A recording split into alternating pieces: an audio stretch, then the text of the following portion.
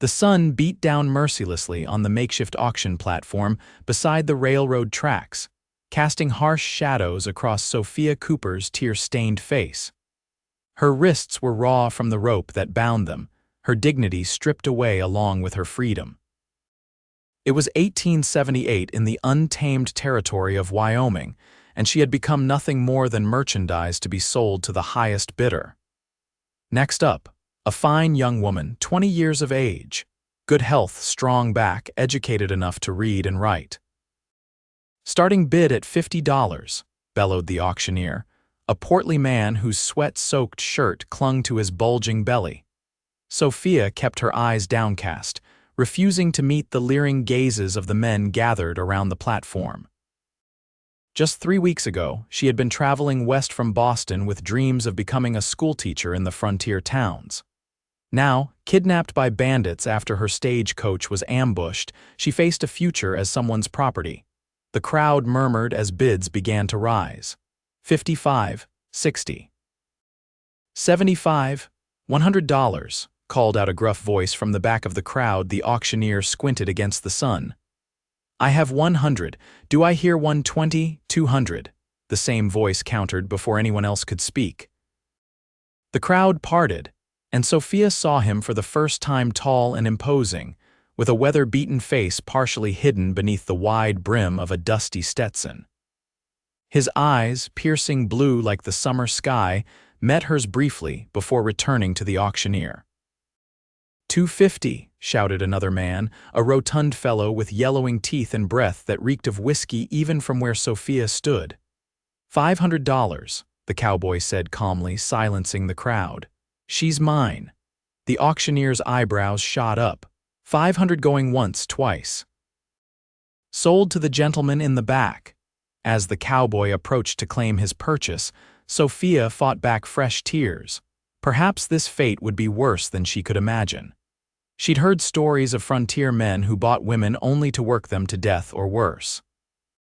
He paid the auctioneer, who untied her hands and roughly pushed her toward her new owner. She's all yours, mister, no refunds. The cowboy nodded curtly, then turned to Sophia. Follow me, he said, his voice surprisingly gentle. My horse is tethered over there. With no choice but to obey, Sophia followed him away from the auction. When they reached his horse, a magnificent chestnut stallion, the man finally turned to face her properly. Name's Nathan Ryder, he said, removing his hat to reveal tousled dark hair with streaks of silver at the temples. I own a ranch about 10 miles from here.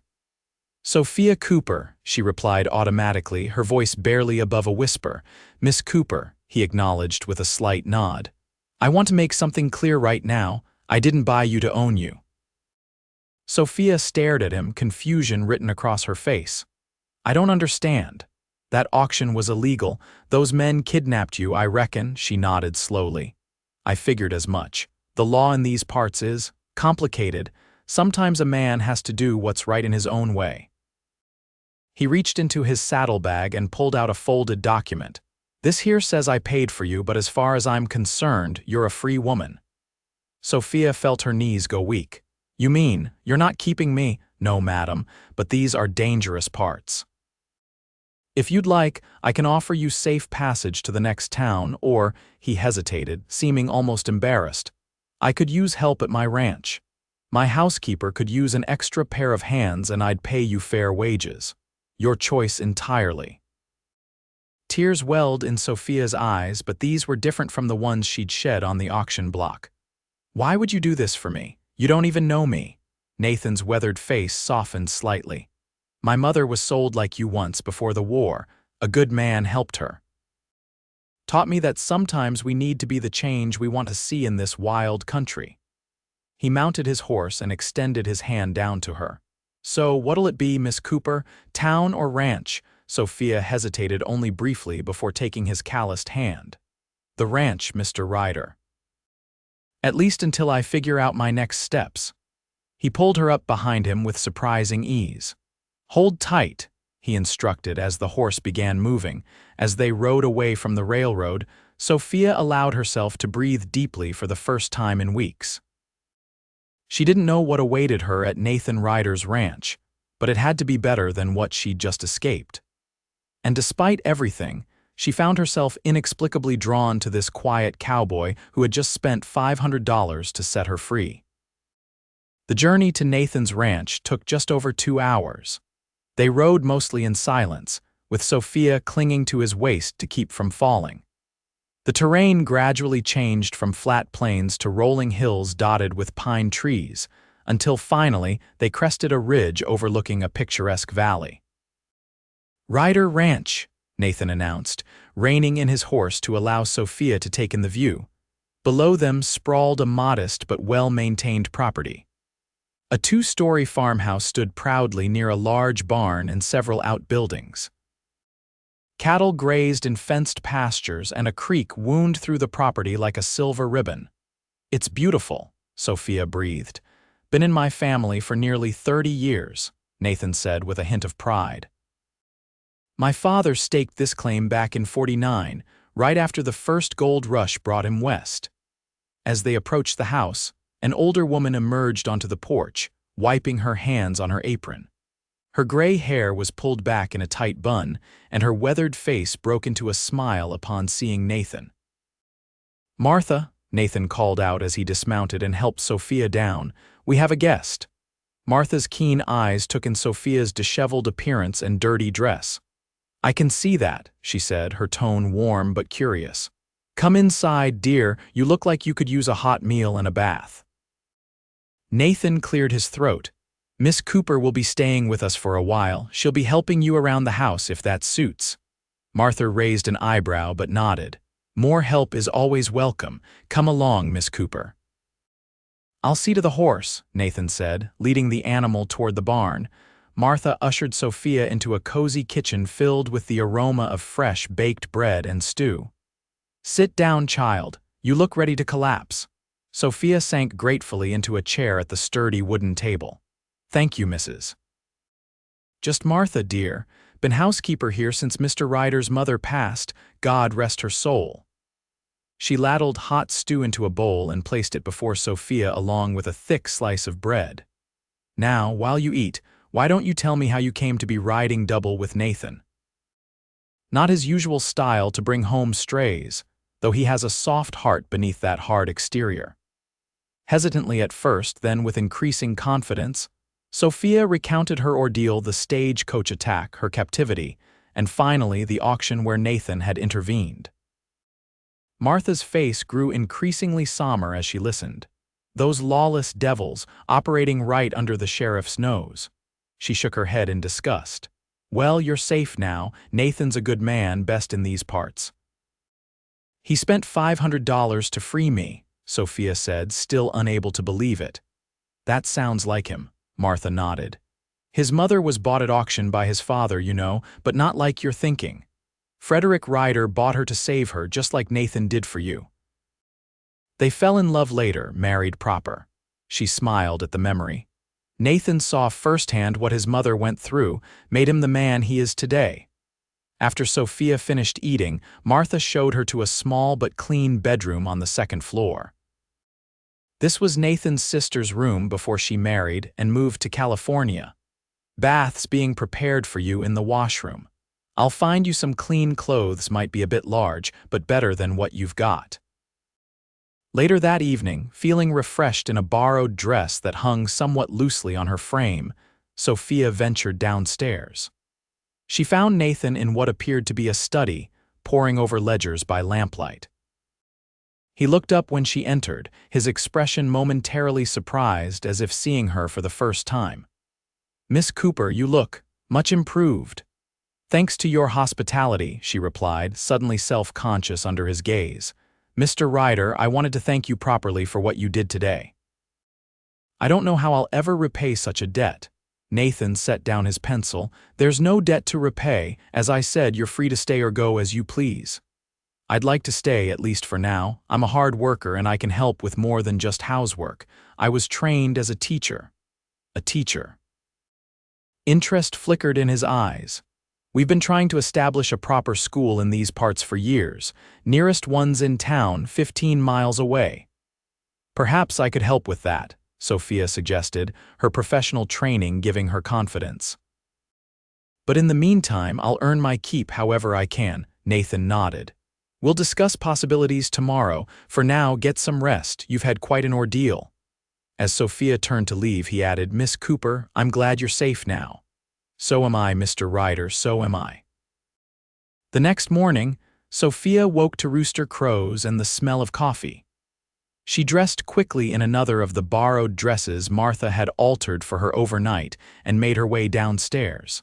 The kitchen was alive with activity. Martha stood at the stove flipping pancakes while two young men ranched hands. Sophia assumed sat at the table wolfing down their breakfast. Nathan was nowhere to be seen.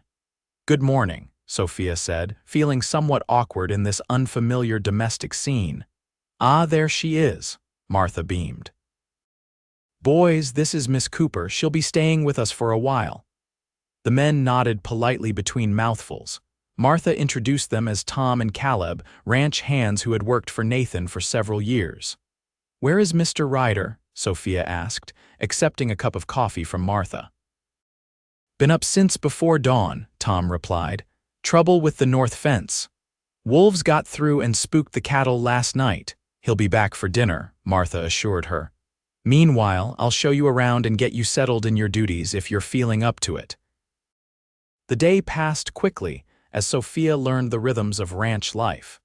She helped Martha with laundry, bread making, and preparing a stew for dinner. By afternoon, she had ventured out to the vegetable garden to pick fresh greens, enjoying the sunshine and the view of distant mountains. She was kneeling in the garden when she heard hoofbeats approaching. Looking up, she saw Nathan riding in, his expression tired but satisfied. He dismounted near the barn and handed the reins to Caleb, then noticed Sophia and walked toward her. Miss Cooper, settling in. She stood, brushing soil from her hands. Yes, thank you, Martha's been showing me the ropes. Good. He hesitated, then said, I spoke with the other ranchers while I was out. We're having a meeting in town next week about that school I mentioned. If you're serious about teaching, you might want to attend. Sophia's heart leaped at the opportunity. I'd be delighted to. I'll be going into town tomorrow for supplies. Thought you might want to come along, get some proper clothes and whatever else you need. He reached into his pocket and pulled out a small pouch. This should cover it. Sophia stared at the money he offered. Mr. Ryder, I couldn't possibly consider it an advance on your wages, he interrupted. Can't have my schoolteacher dressed in hand-me-downs. Your schoolteacher. She echoed, a smile playing at her lips. For the first time, she saw a hint of a smile on his face, too. Figure of speech, though I do hope you'll consider the position seriously. That evening at dinner, the atmosphere was relaxed as Tom and Caleb regaled Sophia with stories of ranch mishaps and local characters. Nathan remained mostly quiet, but Sophia caught him watching her several times when he thought she wasn't looking. After the men had gone to their quarters in the bunkhouse, Sophia helped Martha with the dishes. He likes you, Martha said abruptly, handing Sophia a plate to dry. I beg your pardon, Nathan, he likes you. I haven't seen him offer to take a woman shopping since. Well, ever. Sophia felt heat rise to her cheeks. He's simply being kind to someone in need, Martha chuckled. Oh, Nathan's kind, that's true, but he's also particular about who he lets into his life. Been alone too long, if you ask me. Has he never married? Sophia asked before she could stop herself. There was a girl once, about 5 years back. Elizabeth was her name. They were engaged, but she took sick with fever just a month before the wedding. Never recovered, Martha sighed. Hit him hard. Hasn't courted anyone since. Sophia's heart ached for the loss Nathan had suffered. That's terribly sad. Life can be cruel in these parts, but it goes on, and so must we. Martha patted Sophia's hand. Just don't be surprised if he keeps his distance. Man's built walls around his heart high enough to keep out an army. The trip to town the next day was eye-opening for Sophia. Pine Creek was a small but growing settlement, with a main street featuring a general store, saloon, hotel, bank, and various other establishments. People nodded respectfully to Nathan as they passed, and he introduced Sophia to several townspeople. In the general store, the proprietor's wife, Mrs. Jenkins helped Sophia select several ready-made dresses that could be quickly altered to fit her slender frame, along with necessary undergarments and personal items. Nathan tactfully busied himself with his own shopping list during this process. "Your ranch hand seems quite the gentleman, Mrs. Jenkins remarked as she pinned one of the dresses. "Oh, Mr. Ryder isn't Sophia began, but Nathan interrupted from across the store. "Miss Cooper will be teaching at our new school, Mrs. Jenkins. She's staying at the ranch until suitable accommodations can be arranged in town, Mrs. Jenkins's eyebrows rose. "A school? Well, it's about time. My Jacob has to ride 5 miles to the Miller place just for basic letters." As they left the store with their purchases, Sophia glanced curiously at Nathan. "You didn't correct her assumption that I worked for you." "Seemed simpler," he replied. "Small towns run on gossip. Better they think you're here as a teacher than know the full truth of how you arrived." "I suppose that's sensible," she conceded. As they walked toward the wagon, a man stumbled out of the saloon and directly into their path. His bloodshot eyes widened when he saw Sophia. "Well, I'll be damned," he slurred. "If it ain't the auction girl," Sophia froze, recognizing him as one of the men who had bid on her. Nathan stepped forward, placing himself between Sophia and the drunk. "Move along, Davis.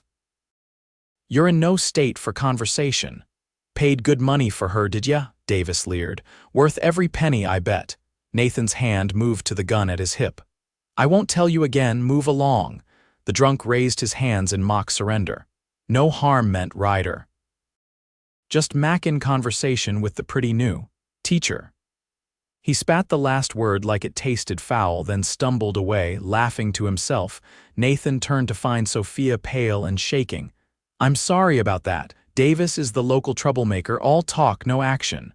"He was there," she whispered. "At the auction." "I know." Nathan's jaw tightened.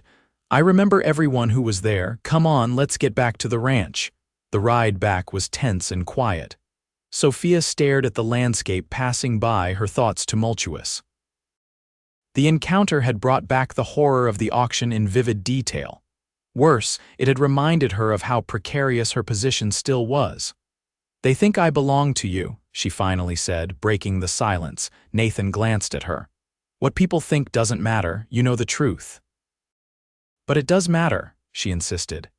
"As long as men like Davis believe I was purchased, I'll never be truly safe here." Nathan was quiet for a long moment. "What would you have me do? Announce to the whole town that you were kidnapped and sold illegally?" "That would only put you in more danger from the men who did it." "I don't know," she admitted. I need to establish myself as more than Ryder's woman if I'm to be taken seriously as a teacher." "Then we'll do that," he said simply. "The school meeting is in 5 days. By then, you'll have met most of the families. They'll see you for who you are, an educated woman with valuable skills to offer." When they returned to the ranch, Martha took one look at Sophia's troubled face and shooed her upstairs to rest while she unloaded the supplies with Nathan. Sophia sat by the window in her room, watching as Nathan carried packages into the house. His strength and certainty were comforting, even as her own future felt increasingly uncertain. That evening, Sophia couldn't sleep. After tossing and turning for hours, she gave up and made her way downstairs for some water. To her surprise, she found Nathan still awake, sitting on the porch with a cup of coffee, staring out at the moonlit landscape. "Couldn't sleep?" he asked without turning around. "No." She stepped out onto the porch, wrapping her shawl tighter against the night chill. "May I join you?" he nodded, and she sat in the rocking chair beside him. "I wanted to apologize," she said after a moment, "for my reaction in town today. You've done nothing but help me, and I repaid you with complaints. No apology needed, you made valid points." He took a sip of his coffee. "This territory is still finding its way toward civilization. The law exists, but it doesn't always protect those who need it most. Like women being sold at illegal auctions," she said dryly. "Exactly." He turned to look at her, his expression serious in the moonlight. "Miss Cooper, I want you to know that as long as you're on my ranch, you're under my protection, but I also respect your independence. It's a difficult balance to strike. I appreciate that more than I can say." She hesitated, then added, "Martha told me about Elizabeth. I'm so sorry for your loss." Nathan's face tightened, and for a moment Sophia thought she had overstepped. Then he sighed deeply. "Thank you. It was a long time ago. Does it get easier, losing someone you love? Not easier. Different." He set down his cup. "The pain changes shape, becomes something you carry rather than something that carries you." Sophia thought about her parents, both gone within a year of each other just before she'd decided to head west. That's a good way to put it. They sat in comfortable silence for several minutes, listening to the night sounds, crickets chirping, an owl hooting in the distance, the occasional lowing of cattle. "Why did you decide to come west?" Nathan finally asked. "After my parents died, there was nothing left for me in Boston. I was teaching at a girls' school, but I wanted more, adventure perhaps, a chance to help shape something new." She smiled ruefully. "I got more adventure than I bargained for." "The West has a way of doing that," Nathan agreed, "testing people beyond what they think they can endure." "And you? Have you always been here, born and raised on this ranch? Went east once to Philadelphia when I was 20, hated every minute of it, too many people, too little sky." He looked up at the star-filled expanse above them. "Out here a man can breathe." Sophia followed his gaze upward. "It is beautiful. It can be harsh too. Winter's coming soon. You might want to reconsider staying by then." "Are you trying to scare me off, Mr. Ryder?" she asked, a note of teasing in her voice. For the first time, she saw a genuine smile transform his face. "Just being honest, Miss Cooper. Wyoming winters aren't for the faint of heart." "Well, neither am I," she replied with more confidence than she felt.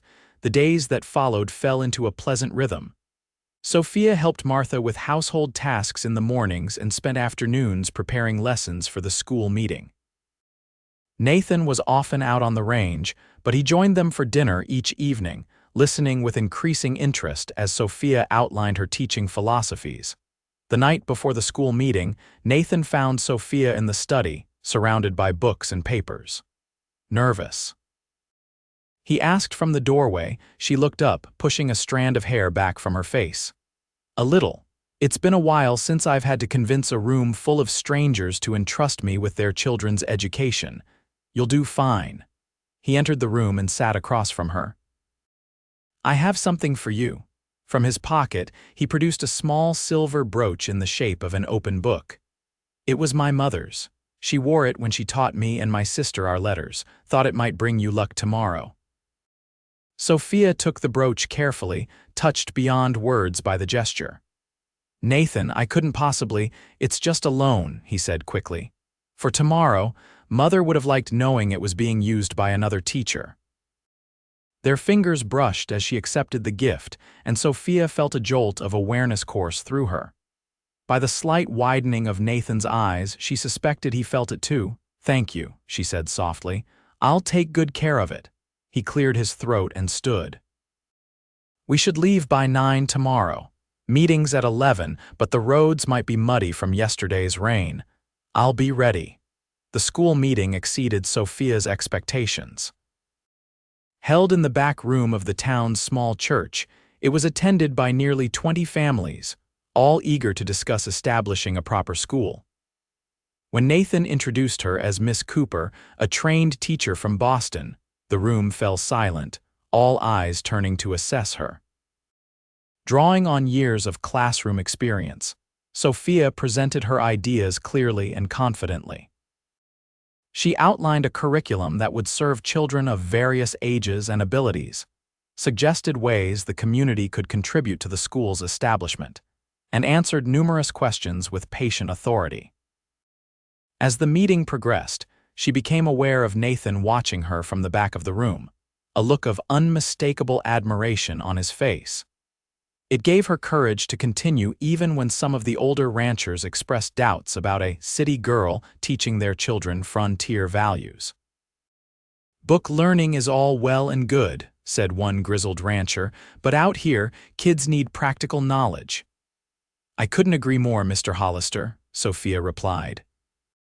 That's why I'm proposing a curriculum that includes not just reading, writing, and arithmetic, but also practical sciences like agriculture and animal husbandry. Children should learn from books and from life. By the meeting's end, the community had voted unanimously to establish the school, with Sophia as teacher. They would convert an unused storage building into a classroom, with classes to begin in 3 weeks' time. "You were magnificent," Nathan told her as they rode back to the ranch. "I've never seen old man Hollister convinced of anything that quickly," Sophia laughed, feeling lighter than she had in months. "It helped that I grew up on a small farm outside Boston. I'm not completely ignorant of rural life. You never mentioned that before. You never asked." She smiled at him. "There's a lot you don't know about me, Mr. Ryder." "I look forward to learning," he replied, his eyes holding hers for a moment longer than necessary. The weeks leading up to the school's opening were a flurry of activity.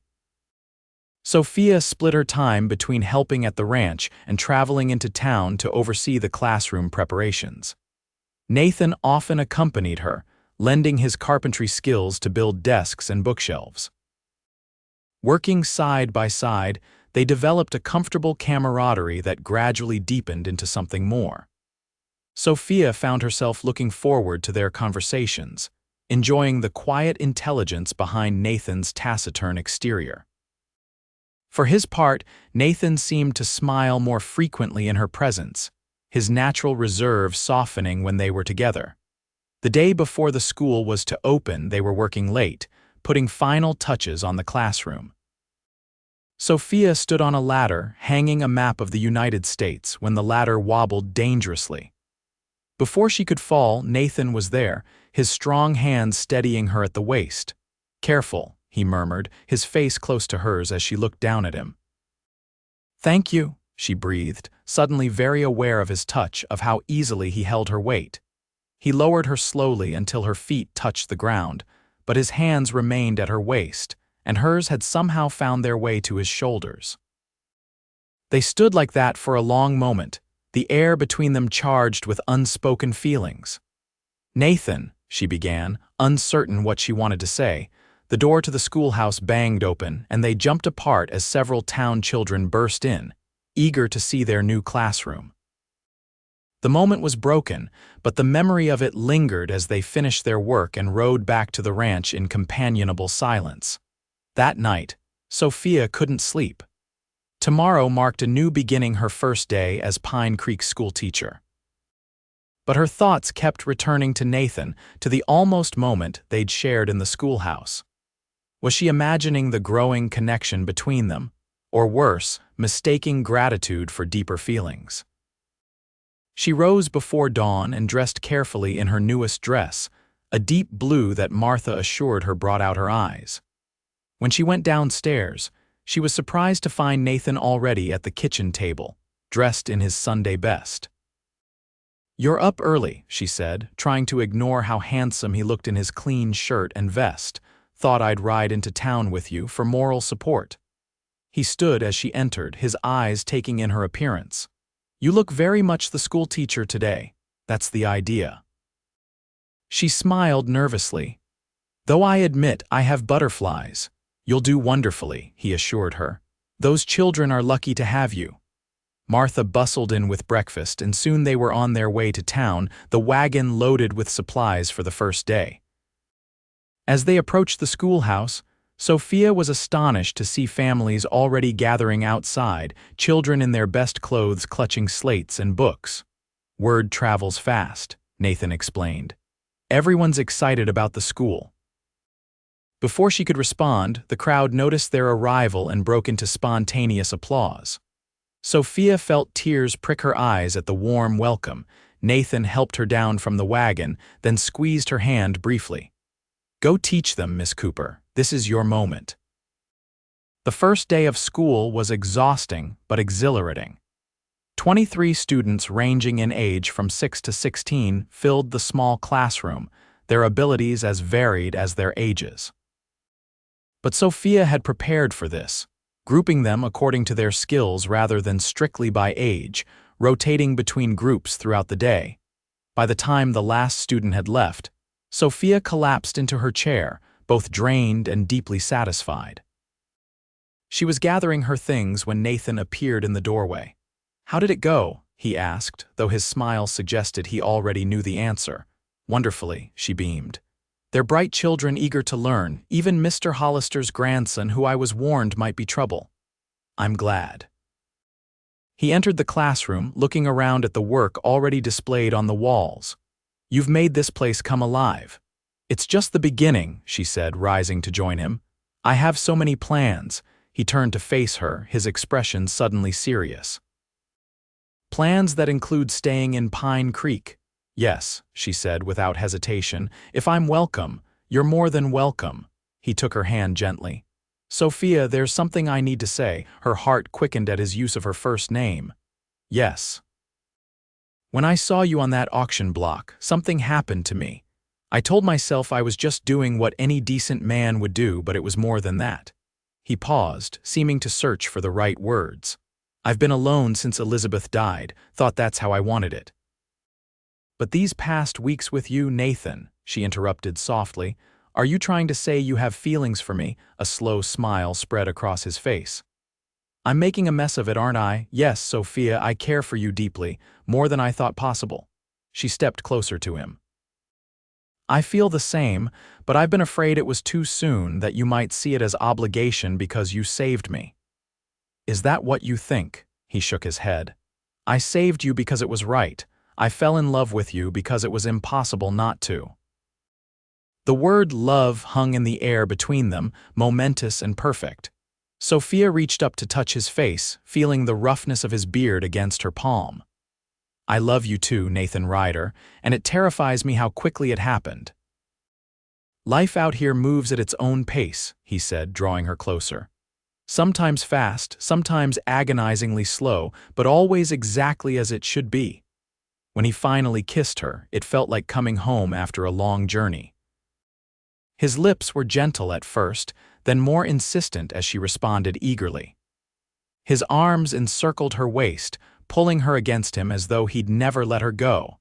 They were married 2 months later in the same church where the school meeting had been held. The entire town turned out for the celebration, which doubled as a fundraiser for the school's expansion. Martha cried throughout the ceremony, while Tom and Caleb beamed proudly from the front pew. As winter settled over Pine Creek, Sophia found herself happier than she'd ever imagined possible. Each morning, Nathan drove her to the schoolhouse in town, returning in the afternoon to bring her home. Each evening, they shared the day's events over dinner, then retired to the study where she would grade papers while he managed the ranch accounts. And each night, they discovered new ways to express the love that had brought them together, a love born from an act of rescue, but sustained by mutual respect, shared values, and a deep connection that neither had expected to find. On Christmas Eve, 6 months after the day Nathan had raised his hand at the railroad auction, he presented Sophia with a small box. "What's this?" she asked, untying the ribbon carefully. "Open it and see." Inside was the silver book brooch he had lent her for the school meeting, now attached to a delicate silver chain. "I had it made into a necklace," he explained. "So you can wear it every day if you want, a reminder of how our story began." "Our story," she repeated, holding the necklace against her heart. "From such a terrible beginning to such a beautiful present." "And future," he added, placing his hand over hers. "We're expecting some news from the territorial governor next month. Pine Creek might be getting funds for a proper schoolhouse." Sophia's eyes widened. "Nathan, how did you manage that?" "Let's just say I know people who know people," he grinned. "Besides, our school has the best teacher in the territory. Word gets around." As snow fell gently outside the window, Sophia leaned into her husband's embrace, marveling at the journey that had brought her here. From captive to teacher, from stranger to beloved wife, she had found not just safety but purpose and love in this wild, beautiful land. "Thank you for raising your hand that day," she whispered against his chest. "Best $500 I ever spent," he replied, kissing the top of her head. And as they sat before the fire, planning their future together, both knew that some things like the love between a brave cowboy and the woman he'd claimed as his own were truly beyond price.